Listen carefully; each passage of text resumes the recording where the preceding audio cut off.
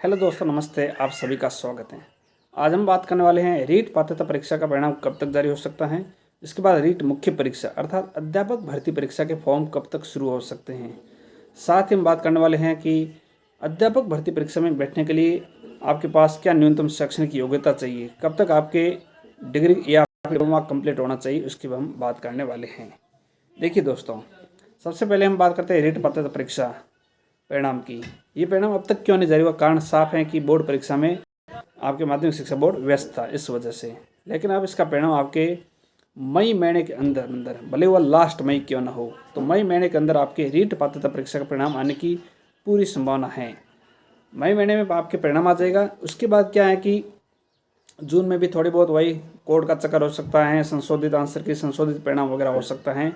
तो कुल मिलाकर के जून महीना भी इसमें ही चला जाएगा। ठीक है, मई महीने में परिणाम और जून महीने में भी कुछ आपत्तियाँ वगैरह हो सकती है, या फिर उसकी संशोधित आंसर की या फिर संशोधित परिणाम वगैरह, इसमें समय लग जाता है। आप जानते हैं रीट पात्रता परीक्षा है, इसको कोई भी हल्के में नहीं ले सकता है, कोर्ट तक बात पहुँचती है सीधी। अब बात करते हैं कि रीट मुख्य परीक्षा अर्थात अध्यापक भर्ती परीक्षा जो कि आपके जनवरी 2026 में आयोजित होगी, उसके फॉर्म कब तक शुरू हो सकते हैं। तो जल्द से जल्द यदि शुरू हुए तो आपके अगस्त महीने में शुरू हो सकते हैं। तो अगस्त या फिर सितंबर महीने में आपके रीट मुख्य परीक्षा अर्थात अध्यापक भर्ती परीक्षा के फॉर्म अधीनस्थ बोर्ड के द्वारा शुरू कर दिए जाएंगे। अब उससे पहले क्या है कि वित्तीय स्वीकृति के लिए जो फाइल वगैरह भेजेंगे, डीपीसी प्रक्रिया भी सरकार करना चाहेगी, क्योंकि रीट लगभग ये आपके 25,000 प्लस पदों पर होने की पूरी संभावना रहेगी। तो कुल मिलाकर वापस फाइल भेजेंगे वित्तीय विभाग को, वहाँ से वित्तीय स्वीकृति मिलेगी पदों की। उसके बाद फाइल भेजी जाएगी अधीनस्थ बोर्ड को, और अधीनस्थ बोर्ड अभ्यर्थना जारी करेगा कि अभी इतने पदों पर हम ये रीट मुख्य परीक्षा आयोजित करने जा रहे हैं। तो कुल मिलाकर अगस्त कम से कम, उसके बाद ही फॉर्म आपके शुरू होंगे। आप सितंबर महीना मानकर चल सकते हैं।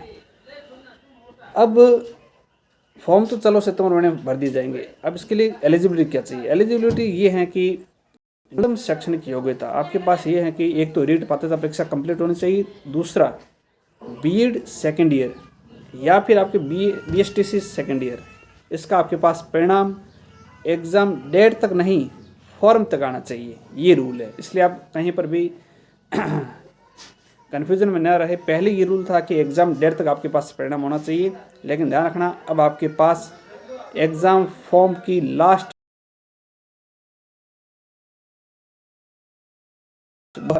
बीएड हो या फिर बीएसटीसी हो, उसके लास्ट ईयर का परिणाम आपके एग्ज़ाम फॉर्म।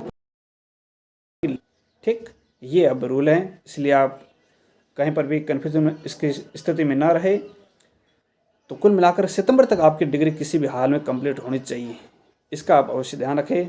यदि उससे पहले ना हो तो आप यूनिवर्सिटी वगैरह पर दबाव बना सकते हैं कि इससे पहले पहले हमारे ये एग्ज़ाम वगैरह कराकर लास्ट ईयर के परिणाम जारी कर दी जाए।